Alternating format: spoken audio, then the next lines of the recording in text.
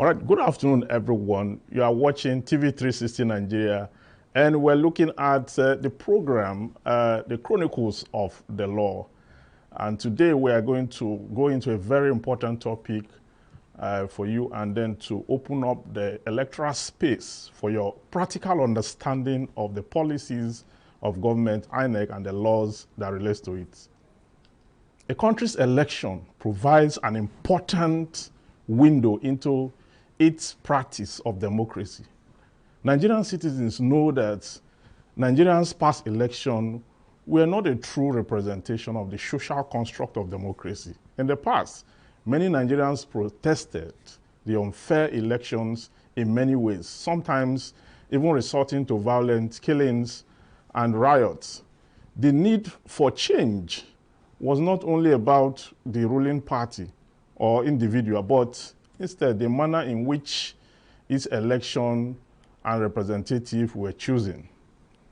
In the last by-election held in the 11 states of the Federation, INEC lamented that in some areas, electoral officials were assaulted and then materials destroyed, while in other places there were resistance as to the use of smart card readers and the rest of it. And yet in another area, the commission staff were prevented from deploying altogether. It was further reported that in one area in Lagos State, some people demanded for money from INEC staff before they will be allowed to deploy. These acts continue to reflect the poorly on the country, and then it denudes the spirit effort or the spirited effort that has been put in order for us to have an election that is progressive and that can reflect the true state of democracy. Joining me are two guests, but before I introduce my guests, we're going to take a short break, and when we return, I will introduce you to my guests. Stay tuned.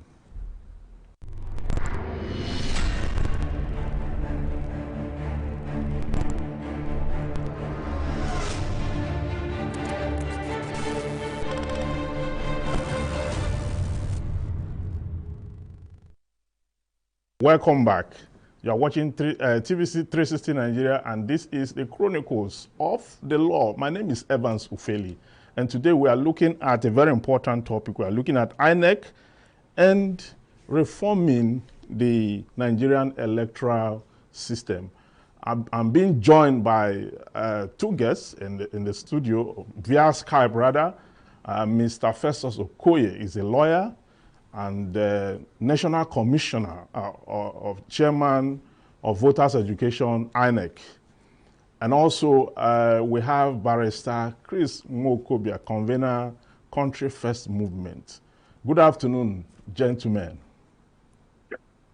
Yeah, good afternoon. Pleasure to be on with you. Mr. Chris Nwokobia, can you hear me? My pleasure to be on with you, Evans.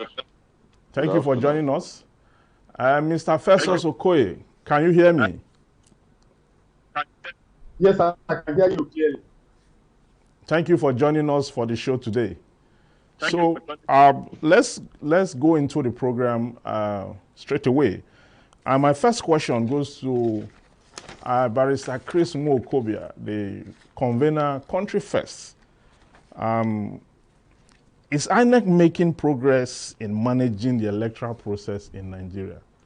Because we have seen a lot of heard and we have witnessed a lot of complaint here and there. So the question now is INEC making progress in managing our electoral process?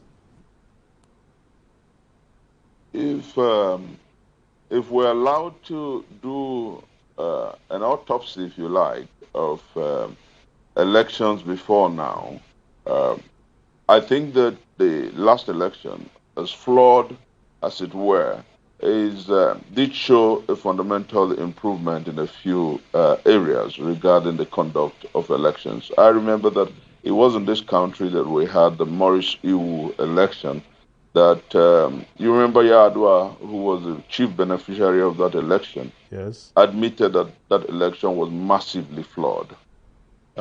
If we come closer to what happened in 2015, vis-a-vis what happened in 2019, with respect to the promptness of collation of results, I would say that Mahmoud Yakub may have done a bit better, but generally, we still maintain that uh, the Jega election perhaps was freer, fairer, and more credible than the 2019 election. And I say this advisedly because if you remember that immediately after the 2015 election, we didn't have up to about 900 cases, litigations in court.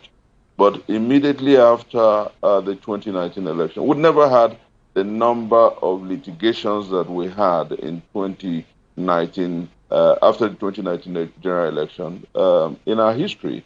If you follow that, if you use that as an assessment, you would hasten to say that Nigerians sizably doubted the credibility of the 2019 election. But what do we, if you juxtapose it with the level of information in the public domain, you just may say also that it is perhaps because the social media and the terrestrial press did beam effectively their searchlight on the electoral conduct. So maybe that was why the litigations and the litigants were more than the elections before.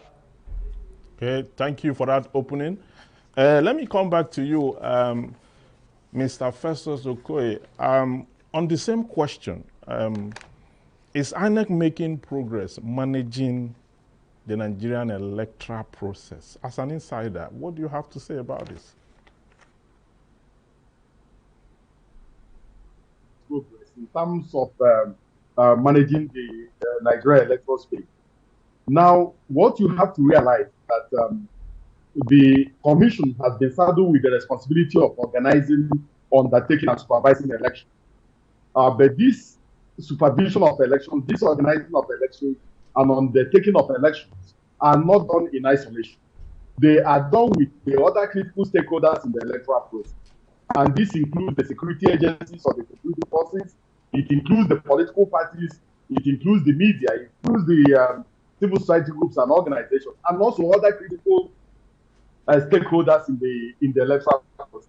Therefore, the actions and inactions of these different stakeholders have a very serious impact on the conduct of election.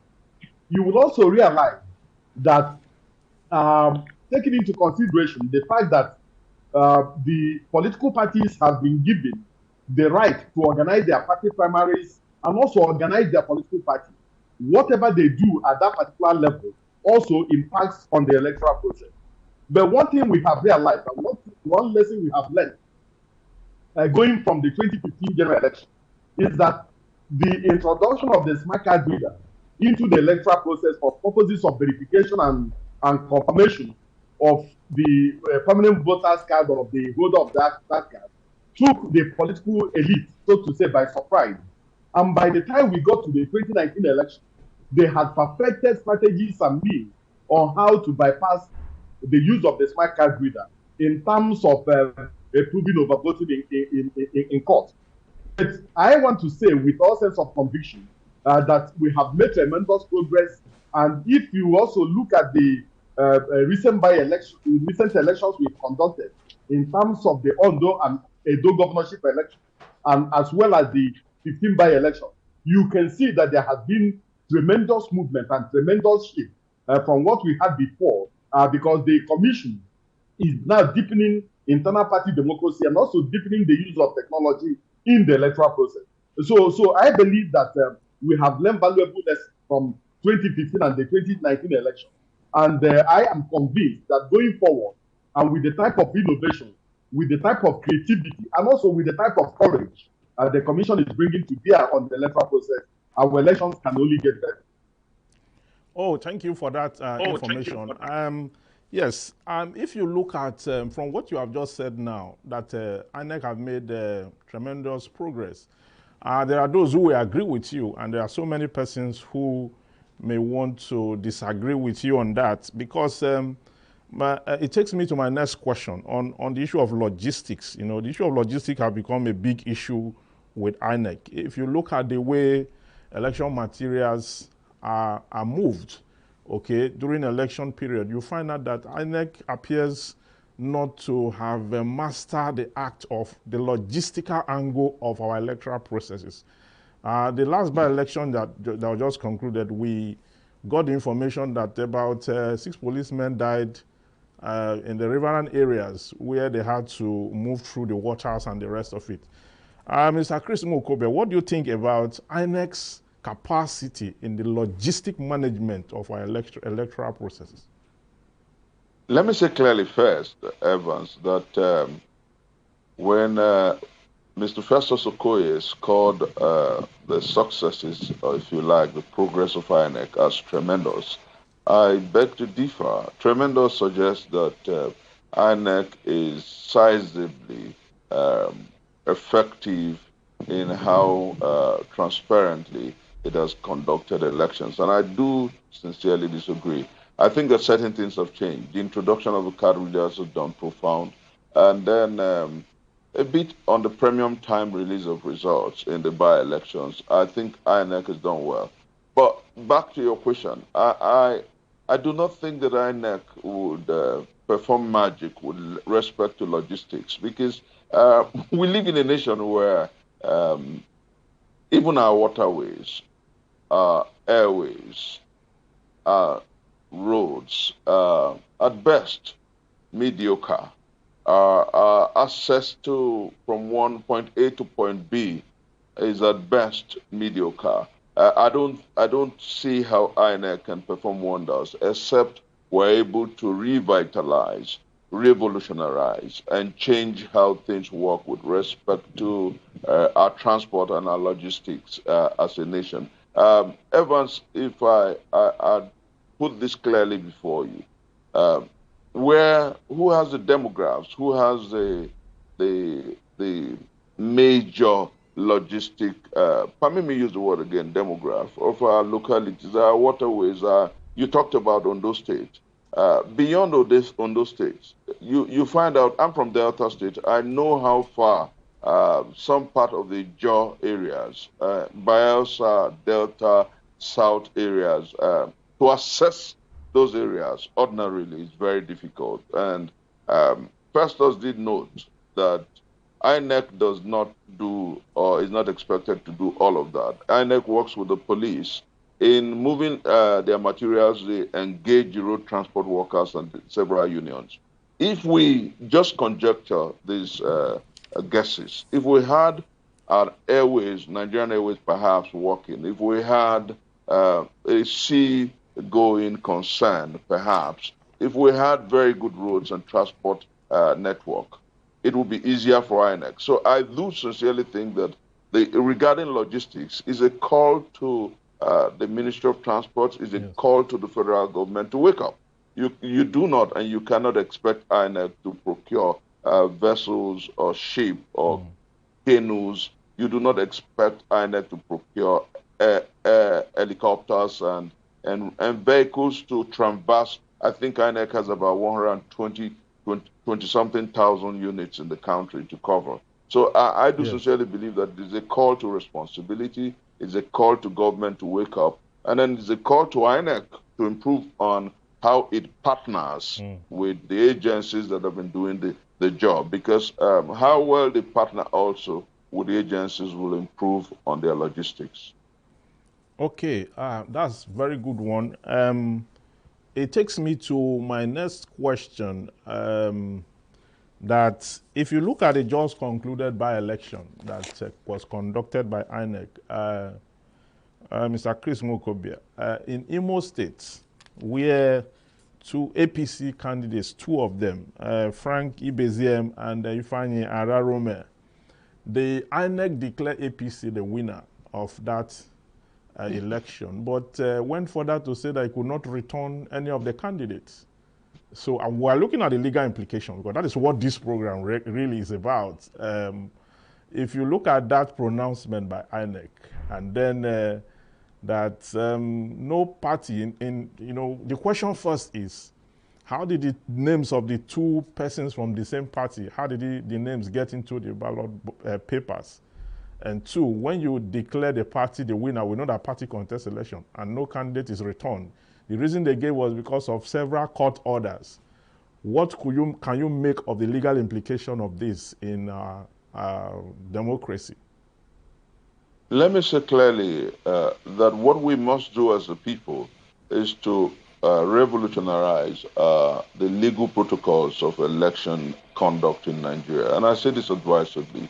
First, I remember that Supreme Court ruling where the justices of the Supreme Court ruled in their wisdom that parties contest elections, not individuals. And if you were to just oppose it with what happens in other climes, there is a middle place to all these shenanigans that obtains here. I think that is the need for a review of our electoral act and a review of the laws that pertains to election and electioneering in Nigeria. I say this because, like you noted, what happened in Imo State, and it's quite laughable. You have two parties one party with two candidates, and the party was ruled to have was declared the winner, and then we do not. Even the party doesn't know their own valid candidate. I think it is wrong.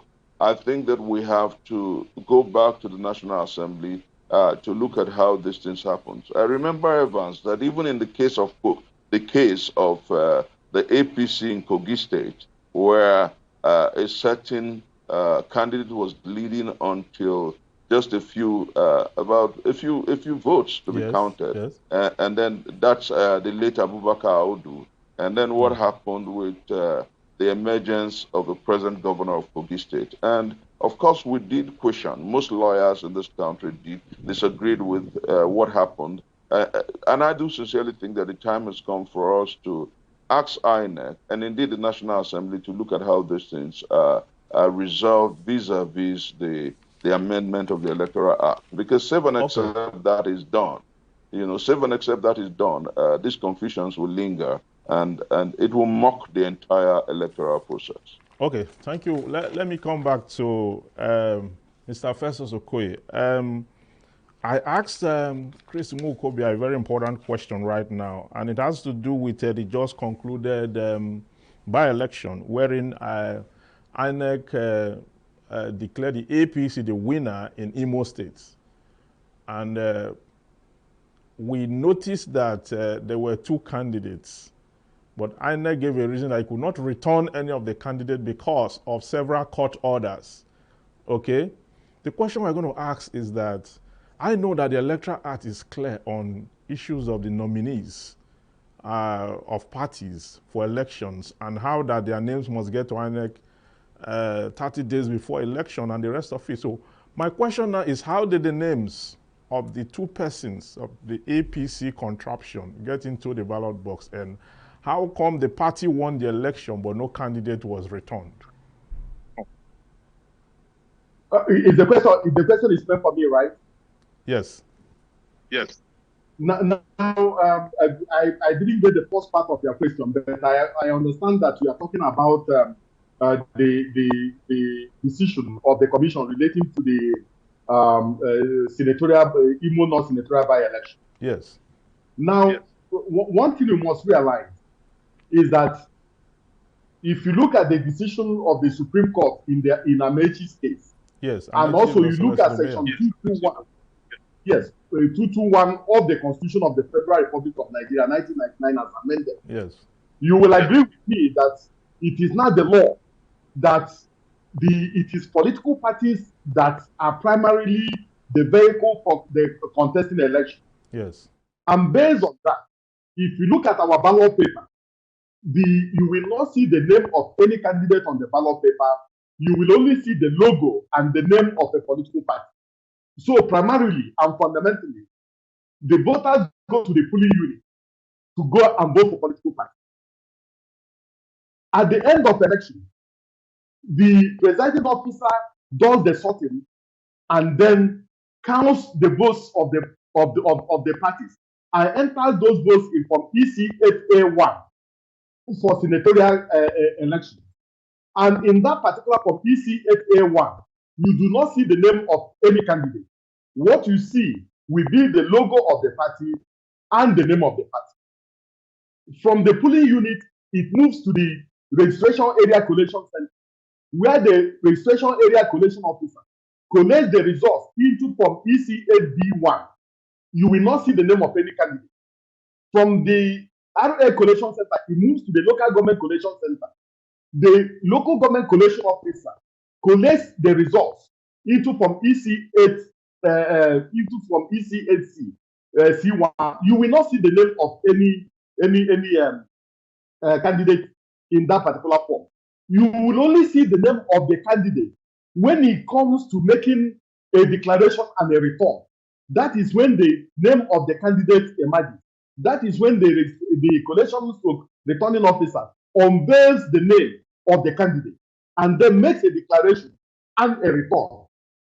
Now, in relation to the Imo State election, what the commission is dealing with are what we call pre-election matters, governed by Section 285 of the Constitution of the Federal Republic of Nigeria. Now, after the conclusion of the party primaries in Imo North Senatorial District, the All Progressives Congress forwarded the name of Chukwuma Ibezim to the commission as the candidate nominated by the party to contest the Imo North Senatorial by-election.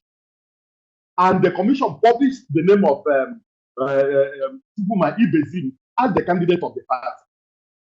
Now, one of the aspirants to the APC primaries went to the Federal High Court in Owerri to contend that the Chukwuma Ibezim did not win the party primary, and the court agreed with the aspirant that he did not win the party primary, and made a consequential declaration or gave a consequential order that it was Senator Ifeanyi Ararume that won the party primary.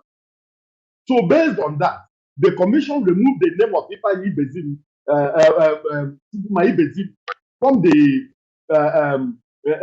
from the list and replaced with that of distinguished Senator Ifeanyi Ararume.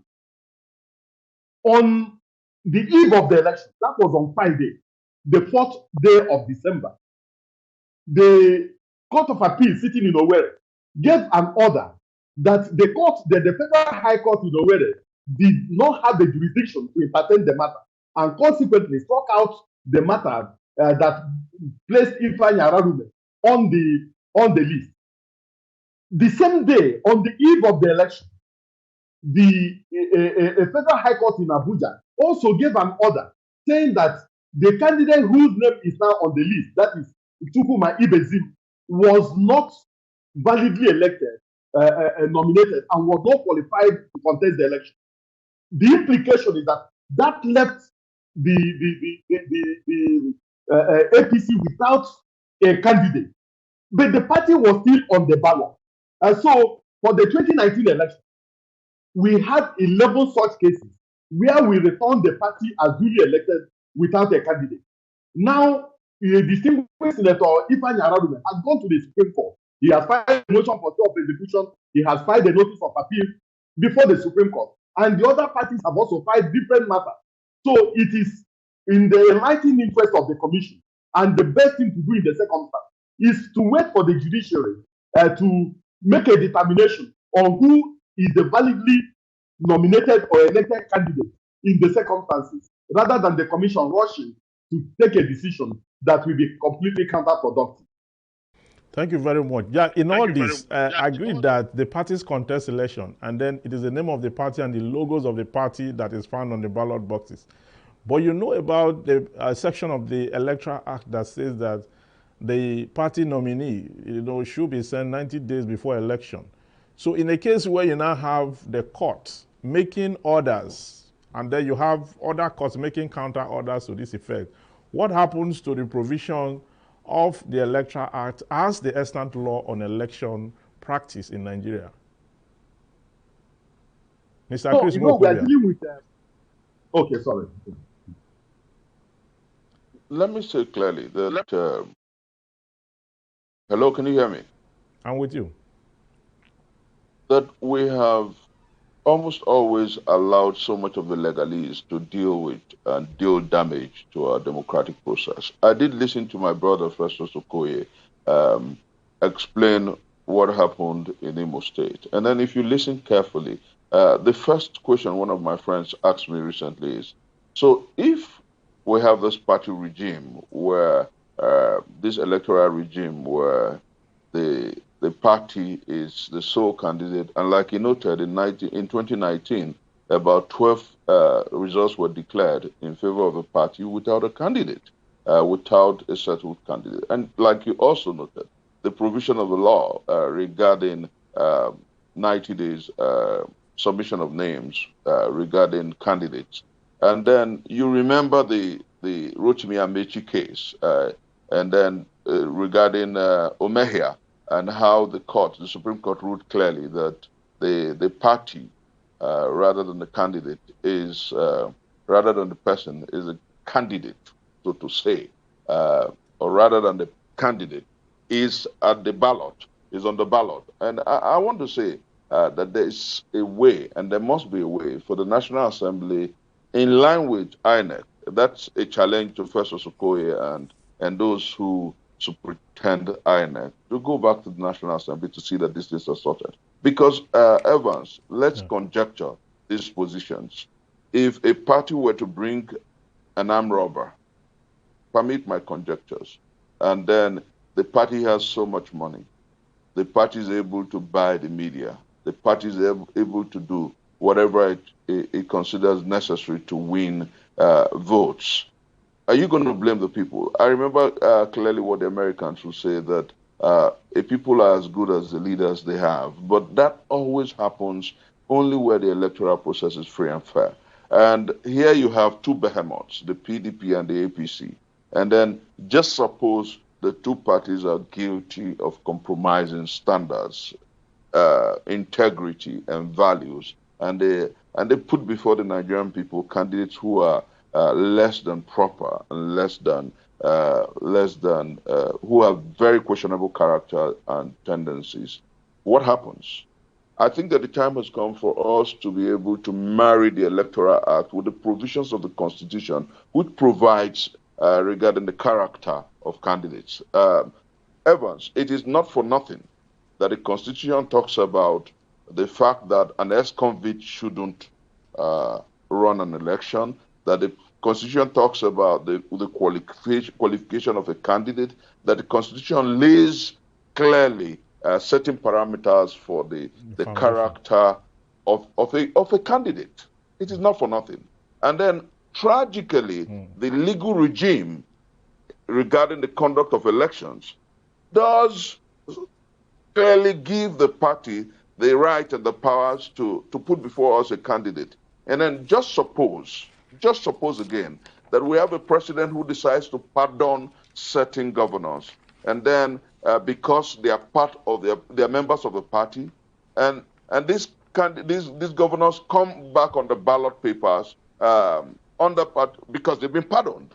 I'm raising fundamental issues for those who tinker with our laws to look at these fundamentals, because I am not comfortable with the fact that you have certain candidates or certain electoral provisions that does not seem to help for credible candidates to emerge, and that does not seem to allow for the people to vote for whoever they like. Because if I'm voting for the APC and the APC throws any candidate at me, I'm compelled, quote unquote, to have whoever they produce, and not having sufficient resources, because that's the challenge we have ahead of us for 2023. Yeah. The small parties do not have sufficient resources to match the behemoths. Yes, the Leviathans, if you like, the two major parties, Mr. cash Chris, for our cash time is at the fast electoral. spent. We need to take the last question for the show.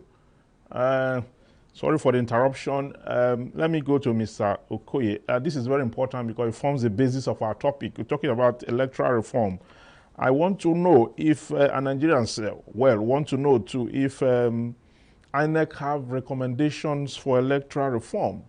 In the past, we've seen that the National Assembly have tried to amend the 2010 Electoral Act. You know, on several occasions, it was the bill was sent to the president, but it was rejected 4 times. So my question now is, what are the recommendations for electoral reform that INEC have gathered throughout this period? We have contested elections on several years, and what is the level of these amendments and reforms? Where are we exactly on electoral reform coming from INEC? Mr. Festus Okoye. Yes, the commission submitted 21 recommendations for electoral reform to the National Assembly. And sometime in March, between the March 3rd and the 7th, the commission had a retreat with the Senate Committee on INEC and the House Committee on Electoral Matters, where we harmonized some of our positions relating to electoral reforms and the way to go. And we made very far-reaching recommendations. And one of the recommendations we made was on the deepening of the use of technology in the electoral process in terms of the deployment of electronic voting machines and also the electronic transmission of election results. That's one of the key recommendations we have made. The second key recommendation we have made relates to Section 68 of the Electoral Act, which gives the returning officer in an election the exclusive right and authority to make a determination on who has won an election without the commission having a say, especially where the returning officer has made a declaration under duress or has made a declaration in a manner that does not conform to the law. We have also made recommendations relating to the issue of registration of political parties and the period within which political parties must apply for registration. You remember that we registered some parties and they complained that they didn't have sufficient time to canvass for votes and win seats. So what we have done is to make recommendations that gives a cutoff period within which a political party shall apply for registration and a cutoff period within which political parties can match. But more fundamentally, there are some constitutional issues that impact on the electoral legal framework, like the issue of the determination of pre-election matters. We have made a recommendation that to the effect that all pre-election matters should at least be determined before the conduct of the election. And we have also made a recommendation to shorten the timeline for the determination of pre-election matters, especially at the court of first instance, and also for pre-election matters to be held at the level of the court of appeal. So we have packaged some of these far-reaching recommendations to the National Assembly. A public hearing has been held. Now, what is remaining is that a technical committee made up of the commission, made up of members of the National Assembly, the Office of the Attorney General of the Federation, and some civil society groups will be constituted. And by the second week of January, we'll go to a retreat where we are going to harmonize all these positions so that by the first quarter of next year, we are going to have, we are going to repeal, or the National Assembly will repeal the present Electoral Act, and we enact a new Electoral Act that brings into one basket all the amendments that have been made previously and the new amendment. So we are looking forward to a new Electoral Act for the country in the coming year. Thank you very much. And lastly, before we go, Mr. Chris Ngokobe, can you talk about electoral reform? I want you to tie it up to this question. In the last by-election, Mr. Tokumbo Abiru, who won the senatorial seat for Lagos, in Lagos, is alleged to have 2 voters' cards, and then the matter is in court. But INEC went ahead and still declared him the winner of that election. What do you make of that in relation to the provision of the Electoral Act that condemns such acts? Let me say clearly that that interestingly is one of the amendments that the INEC is pursuing with respect to the new. We hope that our dear president signs that into law when it comes to the new Electoral Act that we're looking at. I think that there's a gamut of a whole lot of electoral malfeasance that goes on that a new law has to correct. I did talk about the Yaya Bello Audu Faleke matter. I did talk about you just noted about the Ashiru matter in Lagos State, and then there are several other issues. I did state clearly that we must try to walk through a nexus between the party, the candidate, and how to allow the people have some say, not just allow the behemoths to throw a candidate before us, and then we're compelled because of the electoral protocols to vote just anybody the candidates throw at us. So I think that in the electoral act the new electoral act should come the amendment of certain issues regarding the funding, the limit on funding of candidates. You're aware, Evans, that that has been an issue for a long time. We must understand to what extent a party can deploy resources in pushing a candidate. Because if we have an effective margin and the INEC, in partnership with the security agencies, are able, if they are able to monitor the monumental resources that some parties throw into pushing candidates, perhaps the smaller parties will be able to contest freely and fairly in electoral contests. And All you know what right. I mean? Because I do sincerely believe that clearly what we must do is ensure that the new electoral act allows and makes provisions for smaller parties to be able to contest elections fair and square. And fundamentally, it has to go to the All level right. of finances and Thank you. and Thank you. We are watches that people completely are out of allowed time. to deploy. Thank you, gentlemen, for coming to our show today. This is the Chronicles of the Law on TV 360 Nigeria.